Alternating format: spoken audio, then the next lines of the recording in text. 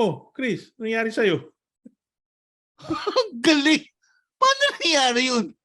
Oh. Kaka-request lang natin ito. Ngayon tinutugtog na kagad, kabisado kagad. Oh, sabi sa'yo, ang galing, di ba? Ang Father galing. and son yan.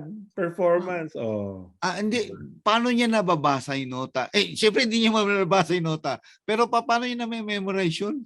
Ang galing nito. God-given talent talaga. Diba? Teka lang, excited na ako. Pwede mong, gusto ko na makausap ko paano malaman. Gusto ko na malaman paano nila gagawa. Sige. Bago natin pakilala ang friend natin na si Larry at his son, si Geyb, ito muna, please, like and subscribe and comment down below. Siyempre, subscribe naman kayo sa Excel Show. And thank you doon sa mga nag-subscribe na. Follow us on YouTube and of course on Instagram at the XL Show. Okay, ready ka na? Subscribe nyo kasi kung hindi namin pakikilala to. Okay? Hindi, sigurado, maaliw kayo rito. Bibilib kayo. Grabe. Okay. Ito, special to, tsaka special talent, God-given talent. Ladies and gentlemen, mga ka-XL, welcome, Larry Angel.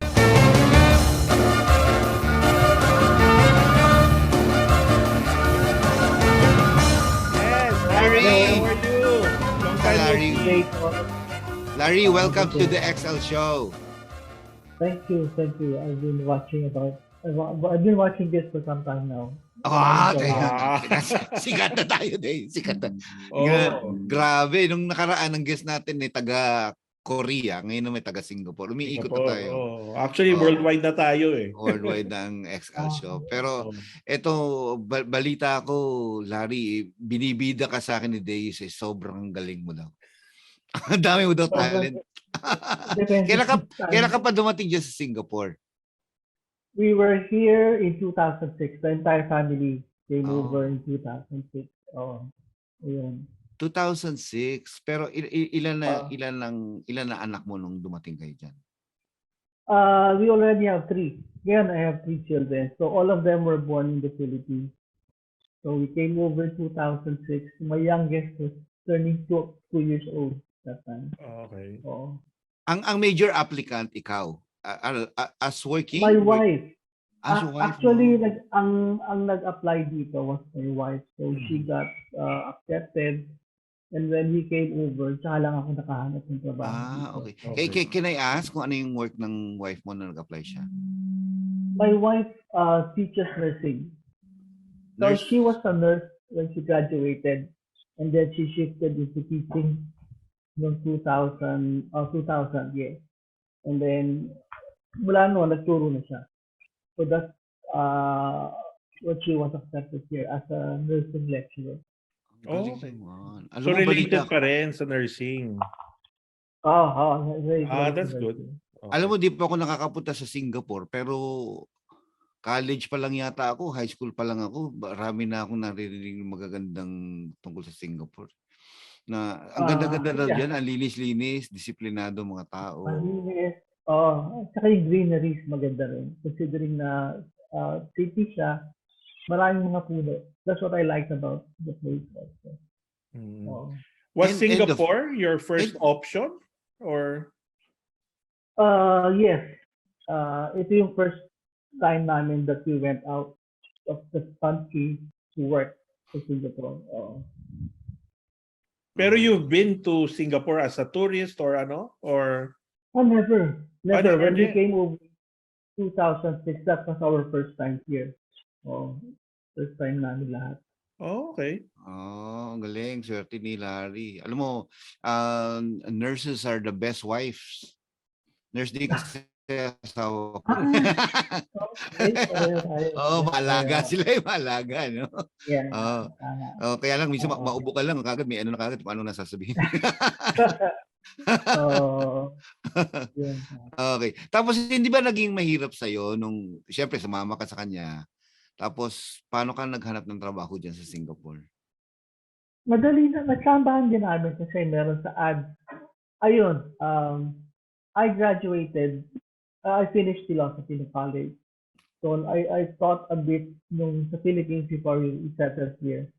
Now, nung nakahanap kami ng trabaho, may nakita kami isang ad about a secondary school looking for a philosophy teacher, which was unusual kasi philosophy was not offered in high school, at least not in the Philippines. But dito, hindi rin naman ganun prevalent, pero may isang school that was offering that position for secondary school students. So I applied, I got in. Yun. And then, So I taught philosophy. From then on, hanggang ngayon, diyan ka pa rin nag-work as teacher? Actually, I resigned in 2021. So, for health reasons, para pahinga muna, ganun. Pero I've taught there for about 15 years din sa previous school ko. Hindi ba mahirap magturo sa mga... ano ba sasabihin nun? Is this international school ba to? Yung mga... Oo eh. Kasi sasabihin ko sana na foreigner, hindi pala siya pala ang foreigner doon, balik. Hindi siya international school, pero yung school na yun is special in that it caters to the top 2% of the population. Parang gano'n. So that's how it's different. But it's a local school. And ang challenge sa amin was to make the subject suitable to them. Kasi syempre philosophy, it's not usually offered to high school students. So ang challenge sa amin is to make it interesting and make it something that they can relate with. So yun. Yeah. Philosophy for kids. Tawag nila. Okay. Concept. Si Chris kasi philosophy din yan eh. Lagi sinasabi ng tatay ko yun eh. Pilosopo ko masyado. Ako rin. Lagi napapagalitan ng tatay ko. Masyado ako pilosopo eh. Buti hindi naging teacher yan. Ano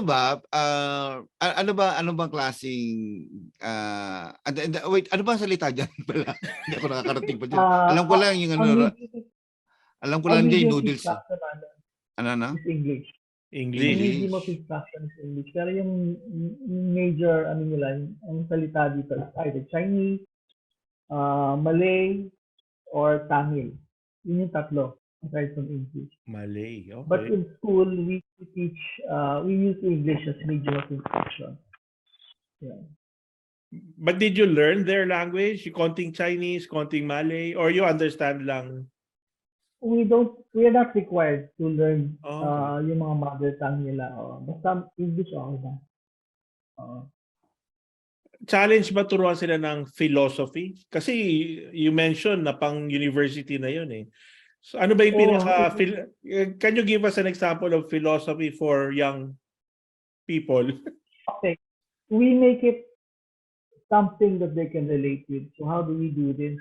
Sometimes we introduce a lesson by using video clips, yung something that they know, parang ganon.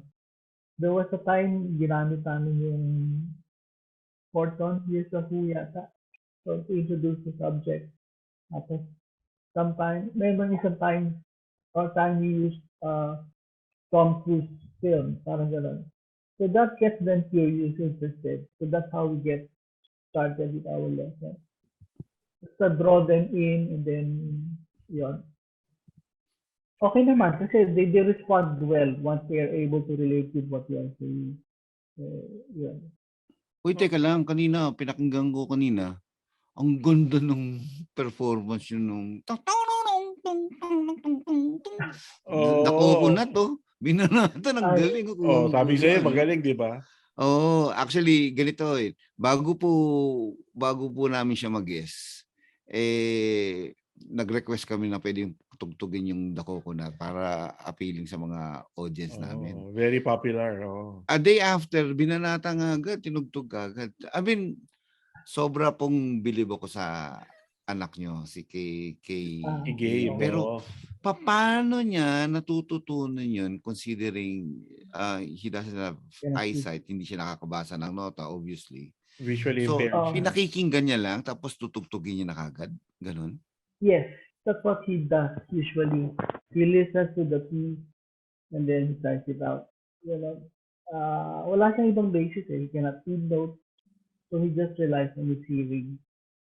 And fortunately, magaling yung hearing niya. Ang galing, sobra. Very well developed. Oo. Ilang beses siyang pakikinggan yon, tapos mamaya alam niya na kagad? 1, 2 times, 3 times. Nakakuha na yung idea. Tapos, as we go along, pinapaganda na lang yung tunog. Pero to be familiar with the tune, takes him about 2 or 3 times listening to the piece. Oh my God. Okay. Yung memorization niya, yung grabe, hindi ko unimaginable. Ano pala yan, pop tunes. But he also plays classical pieces. Yun ang mahirap talaga kasi hindi naman ganun kasimple yung mga tunog ng classical pieces. But he manages. But how did you learn na may love siya for music or may talent siya? So I have to go back. Sige, rewind daw, rewind. Music. De, para kompleto kasi sige. Kami ng wife ko met in the church choir. So ever since we were active sa church choir. Okay? So that's how I met her. And then we got married, we have kids. Tapos si Geyb dumating, di ba? Now, I've already said about his visual impairment. Now, when we were in Singapore, we were still active in the church choir. So what happened is when Geyb was about 3 or 4 years old, he used to tag along with us sa choir practices. So he doesn't see, but he is able to hear what we are doing. So we bring the choir, sumakatagal ng voices, piano, gano'n. So that's how it started, I think. How he got exposed to music at a very young age. And because he cannot see, parang yun lang talaga yung focus niya, listening to music. And then one time, years later, we found out that he had perfect pitch when he was able to guess what notes were being played in the piano. I think nandun sa sinadala kong video yun. If you play a note, suhulaan niya, yan ay C, yan ay E. And then later on, we tried in chords. He can even name the notes in the chord. The notes in the chord. So sabi ko, kakaiba to . So that's when we found out na meron siyang gift for music. And then nung elementary siya, he went to a school for the blind, which is in Singapore. So they were taught music also. He became part of the school choir when he was about 7 or 8 years old. Tapos, tinuruan sila ng bit of piano, bit of guitar. That's how he got started with music. Yeah. Galing, no? Parang na-compensate niya, no? Na-compensate ng hearing niya yung visual impairedness Kasi niya. nga 100% focus, yun lang ang talagang Oo. naririnig. Oh, Inaano niya. Pero mamaya kuha niya na kagad dito. Ang galing. you might be interested Hindi, how he got started with flute. ano, paano mo siya Also, paano mo siya naturuan na ito yeah. yung Sa positioning flute. nung Hindi. ABC? Actually, hindi ako nagturo eh. At some point, yung 2000, I got interested in the flute. So I took up the instrument. I tried to learn myself. Tapos naririnig niya yun. Naririnig niya. Tapos one time, when he was about 10 years old, someone went to their school, a group of musicians, rather. We are offering music lessons to children with disabilities. So if you're interested, let us know. And they said, up to you kung gusto nyo aralin. Gusto nyo ng piano, gusto nyo ng violin, anything, sabi. So, lumapit siya sa amin, sabi, may nagpunta sa amin. Ganun daw, mag-offer ng lessons. What will I take up? Sabi ko, why don't you try the flute? May flute naman tayo dito. So he did, and that's how he got started. Even before that time, sinusubukan ko siyang turuan, patunogin yung flute. Ang hirap, hindi niya mapatunog. So we went to that, yung group, yung lesson. First day, natutunan niya agad patunogin yung embouchure, yung bilis. So that's how he got started. He started with the teacher talaga. Hindi ako nag-serious sa kanya. Yun. Okay. Ang galing. Ang galing. So, ano pa yung mga instruments na hawak niya? Kaya niyang patugtugin? Well, he started out with the piano. But even before he took up piano, he was already singing in school. Pag meron silang mga performances, siya yung lead vocals.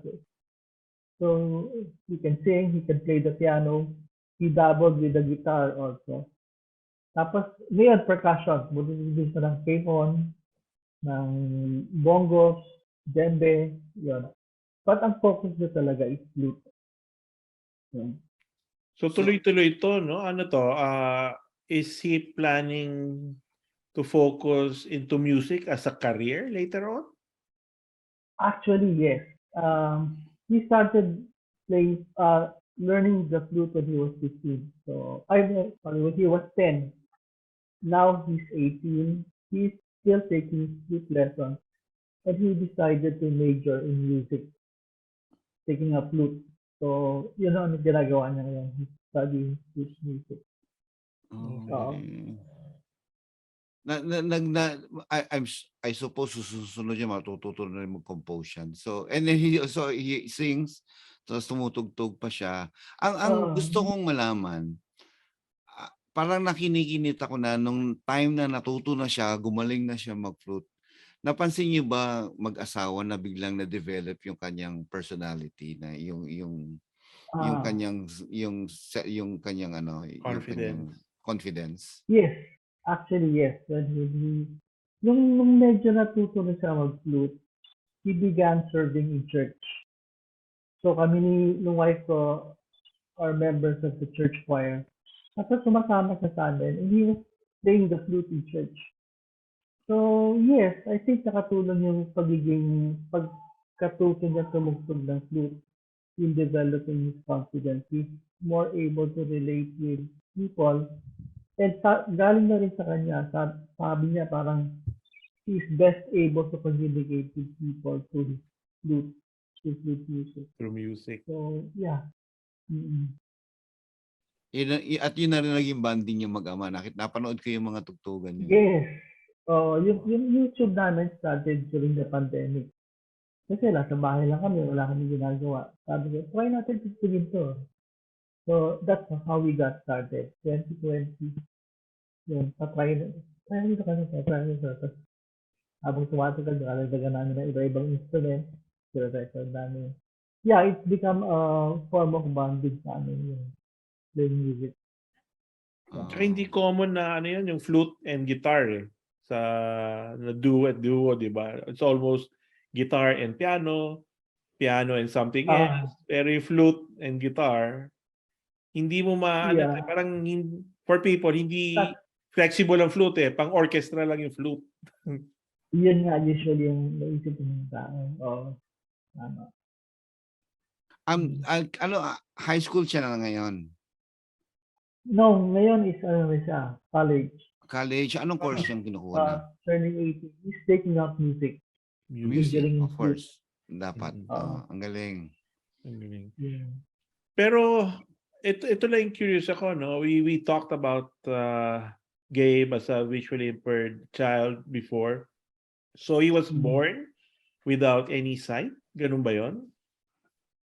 Oh, he never had that experience of Okay. being able to see and then being deprived of his sight. Hindi. Right from the start, all he was able to see was shadows lang talaga. Pero Okay. no clear images. Okay. Ano ba? Do you I don't know. This is honest to goodness question. Talagang hindi ko alam. Paano mo dinidescribe sa kanya ang isang bagay? Na like for example, her mom. Paano si mommy mo, ano yan, ganito kataas yan o malaking ang balakang niya or something. Yung ganun ba? O nagtatanong ba siya sa'yo na ano itsura niya? Ganun. No, he never asked questions about anong itsura ng taong to, anong itsura ng taong to. What I end up describing to him is yung mga nangyayari. Diba, may nangyari na ganito. Si ganyan, ganito nangyari. May nasakit siya ng poste, tapos yun lang. Pero he never asked about how a person looks like. Any appearance of either material, nature, yung puno, yung gano'n, wala? Description ng puno, hindi. May touch lang. All he has is what he can hear, what he can feel. Yun lang. Pero hindi or niya siguro talaga hindi niya matatanong kasi wala talaga siyang idea na meron gano'n, ano? Yun, yung sinasabi ko kay Deus he never had that experience of losing his sense of sight. Kasi right from the start, wala na eh. Wala talaga. So he doesn't know what he's missing. Wala siyang nami-miss. Wala siyang, tama. Oo nga. Oo nga, no? Wow. And then, ito out of curiosity, how does he learn to be mobile or to move around on his own?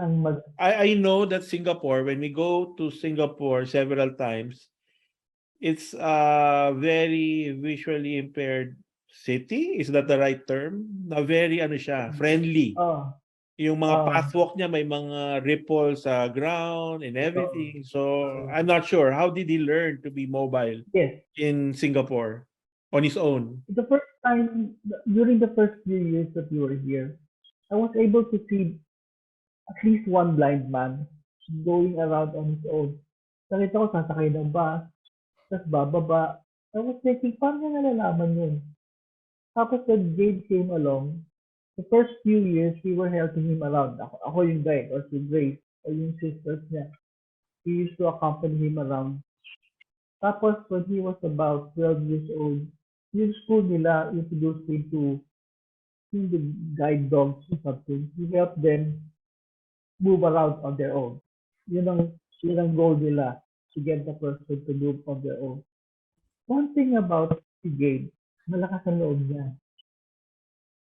While he appreciates people helping him around, gusto niya, ako mismo magagawa ko yan. So when he was introduced to the cave, siguro high school siya noon. Sabi niya, ako nang bahala mag-isa. Pupunta ako sa school. So nung una, tinutulungan namin siya. Pero ayaw niya, sabi niya, huwag akong bantayan. I would like to do this on my own. So yun, they came siya, kapakapa, sakay ng bus. Fortunately, during his high school years, yung school niya was only one bus ride away, although malayo. So nakapunta siya mag-isa, nakabalik siya mag-isa. So eventually, he was able to manage on his own. But, ang dami rin niyang mga bagsak-bagsak na inabot. No? Minsan uuwi sa bahay, may bukol. Oh my God. So, paano ka? Tumama yung ulo dun sa poste on his way back. Kasi nakakapa niya, pero minsan namimiss ng Kenya yung bakal. Ulo niya, uwi siya, may bukol. Uwi siya, may sugat. O bakit? Nahulog ko sa kanal sa kabilang something. Oh my God. Pero, nangyari sa kanya. Pero sa kanya, okay lang yun. It's part of learning for him. Okay. That's one thing that I admire about our son. So ngayon, nakakalakad na sa mag-isa ng Singapore. Paano niya nalalaman kung bababa na siya ng bus? Meron siyang cellphone. So through his cellphone, he's able to find out anong stop na ba to? Anong stop na to? Wow! Yun. Ang Oo. galing. Similar to dito sa Canada, di ba? When I arrived, yung iba ang sound ng pedestrian crossing for the blind eh. May beep siya, certain beep Yun. or tone, alam mo na dito or dito. Tapos yung mga bus stop, sinasabi, di ba? Next stop. So alam mo na rin, di ba? Yun nga isang tanong ko, yung use of technology, yung GPS or for the blind, meron siya nun. So it helps him. Galing. Yes. Hindi ko alam yun. One thing also about him, he is proactive. Hindi lahat ng mga junctions may tumutunog na traffic light. Yes. But on his own, nag-send siya ng email sa government, ask for something. Sabi niya, itong ano na to, walang ganyan. So, ginawa ng paraan. Nagawa ng paraan. Although dito sa Canada, napapansin ko yung mga walk, yung pedestrian, meron mga tunog din. Iba yan, di ba? Alam mo kung Para left o dito eh. Para alam nila kung tatawid na sila o ano, di ba? Dito yung mga pedestrian crossing, usually meron tunog. May ganun din. Oo. Ang galing. Ang galing. Tapos meron na rin, di bang, laptops for blind people? Yes. Actually, yung phone niya, may audio component yun. Narinig yan. Yung sa laptop, when he uses the laptop, may sound din. Parang voice command, no? Yes. Pwede yung ang galing. May nakasabay ako one time sa bus, ganun eh. So the lady was, kinakausap niya yung phone niya, send ganito, bring me ganito. So nag-uusap sila. Yun. So may command, may voice command yung phone or ganun. So nakukuha niya kung anong kailangan niya. Kasi hindi niya makikita kung anong tira-type eh. So lahat voice command. Ako naman may nakasabay ako sa bus. Pag dadating na yung konduktor, tulog siya na. Tapos paglagpas ng konduktor, gising na ulit siya. Ako ba yun?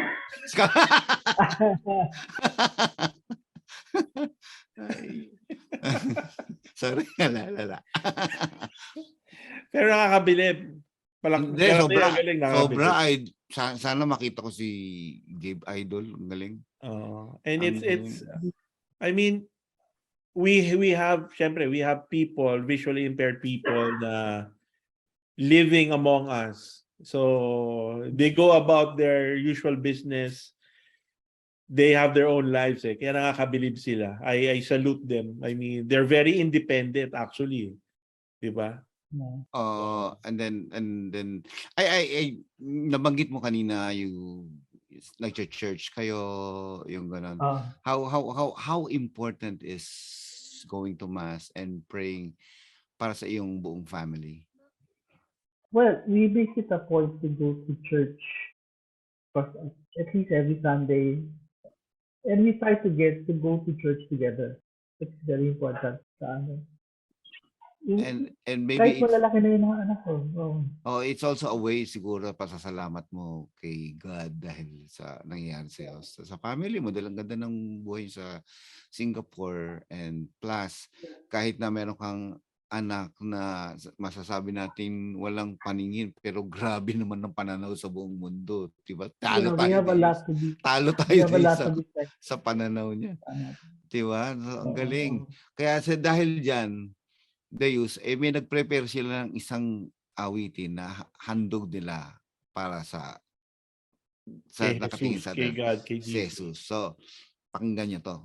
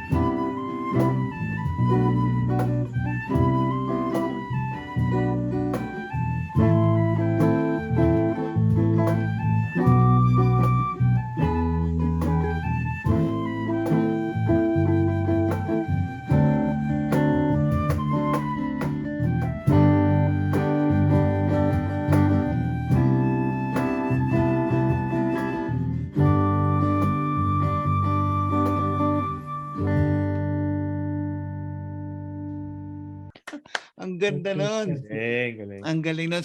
Katulad nun, and anyway, ang composer niyan ay asawa ng aking kaklase, si Doris Junicio. So kaya pinorward ko sa kanya, panonood ko sa kanya to. Ang galing, matutuwa yun. So, katulad nun, ilang beses yung pinractice yun, Jesus? Favorite song ko yan, song Chris? na yun, we used to play it in church. There was a time we did it in church. So, familiar na siya, narinig niya. So, ito, siguro once lang, just to recall. Tapos, alam niya tagpigil. We just talked about the arrangement. Anong gagawin dito sa chord center? Paano natin itatatakot yung ganyan? Yun lang. I'm speechless. Hindi ako makapagsalita. Pero Chris, alam mo ba? Hindi lang nagtatapos sa simbahan yan, ha? Yung mga performances nila. Si Larry being a very supportive father, pati yung wife niya, supportive parents and yung sisters. Si Geyb, nagpa-perform pa in public. Oo, medyo celebrity. May celebrity status siya sa Singapore, ha? Talaga? Hindi lang nagtatapos sa simbahan yan. Kwento mo, Larry, yung celebrity status ni Geyb. Okay. Sabi ko dati, he used to sing sa school nila. Tapos, after he picked up the flute, he shifted to the flute. And then there is this group called the Purple Symphony. It's made up of musicians who, some of them are disabled. Either may autism or hindi nakakita, So they have that group, they perform together. And Geyb has been a member of that since he was about 8 years old. He started out singing, tapos later on he shifted to the flute. So member siya noon since 2016 or 2017 hanggang ngayon. Now that group performs on special occasions.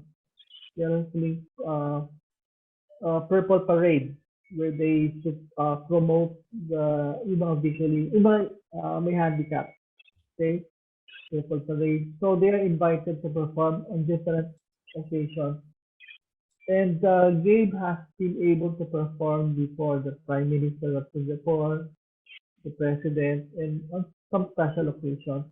Nagkaroon na siya ng ganito sa taon. So he performs there, and he still does. Itong October, meron silang perform. Next week yata, meron silang performance. So he's a member of that. Tapos yung Beautiful Mind, where he does solo pieces naman classical. And he also performs around here. So he gets around. He's had that experience of performing in public. And he appreciates yung palakpakan, yung yeah, he enjoys the performance. Alam niya kung masaya yung audience. Pinapalakpakan siya, masaya siya. Okay. Yes. Galing. Ano na yan, protege na yan, future mga Stevie Wonder, Ray Charles, Andrea Bocelli yan. Alam mo, I used to work in Araneta Coliseum. I was the sales manager. Nag-concert si Andrea Bocelli ron. Bocelli, yeah. Nag-concert. So, nagpa-practice. Nung nagpa-practice siya, nasa Araneta Coliseum. Sarado yun, ha? Siyempre, close na close. No? Concert siya, kumakanta siya ngayon. Tapos, gusto niya tahimik na tahimik lahat. Habang nagpa-practice siya, sabi niya, sandali lang. Parang gano'n. English, pero Tagalogin ko na lang. Sabi niya, meron daw maingay, pinapanatigil. Sabi ng mga direktor, mga maingay dyan, tahimik. Pinatahimik lahat. Hindi, sandali, may narinig pa ako eh. Alam mo kung saan yung pumupukpok? Sa farmer's market. Sa labas ng Araneta Coliseum. Ganun kalayo, naririnig pa niya. Ang galing. So, pinuntahan pa yung mama nagpupukpok doon, pinatigil. Heightened yung sense, no? Grabe yun, no? Ang layo. Galing. Wow. Alam mo, very inspiring yung story mo, Larry, and your son, si Geyb.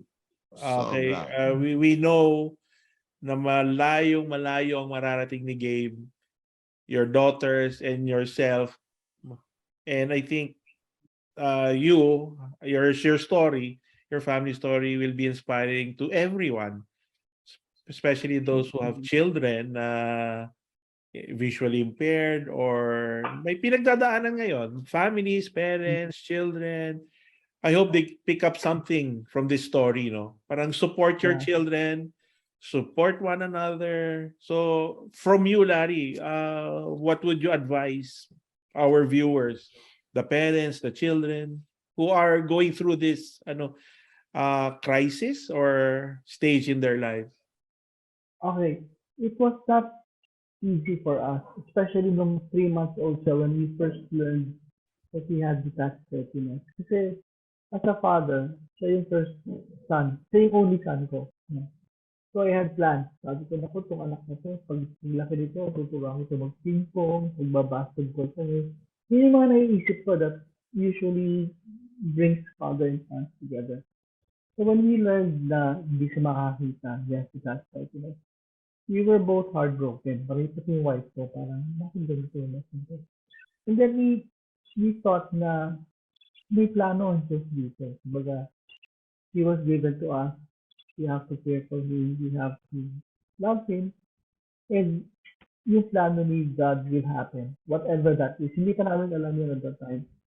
And true enough, sa nangyayari sa amin na yan, tingin ko, ito nga yung plano ng Diyos. So, trust in God. Yun lang ang ma-advise ko. Whatever you're going through right now, hindi mo nakikita yung kakahinatnan. But trust that everything will work out according to His will. Basta submit yourself, yan, it will happen. But I'm thankful to God for our son, family, and for everything that has happened to us right now. Yeah. Thank you, Larry. Alam mo, this is such an inspiration. Ito, ngayon ko lang masabi, itong XL show, marami akong natututan. Ako personally, natututo sa mga sinasabi ni Larry. Meron tayong mga problema sa buhay na akala natin mabigat na yung natin. Yung malabo ang paningin natin, nagre-reklamo tayo. Ano ba itong matingin? Labo-labo na makita. Pero ito wala talang paningin. Pero malawak ang nakikita ni Geyb. At dahil din yun sa gabay ng pamilya, si Larry and the wife and the whole family sa suportang binibigay niyo para kay Geyb. At dahil doon, Larry, maraming salamat sa iyo. And God bless you. God bless you. Yeah. So Larry, continue to live your life extraordinarily like si Geyb, your wife, and your daughters. Continue to offer it back to God. Diba? It's very extraordinary. Thank you for your inspiring story.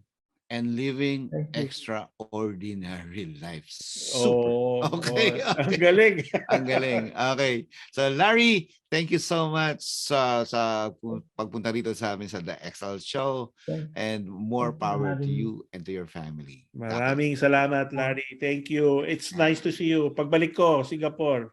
Oo nga, Singapore naman tayo. Okay. Saka dito. Kakain kami ng noodles dyan. Maraming masarap. Rapsa. Maraming masarap na pagkain dito. Okay, sige. Bye-bye. Thank you. Bye, Larry. Bye.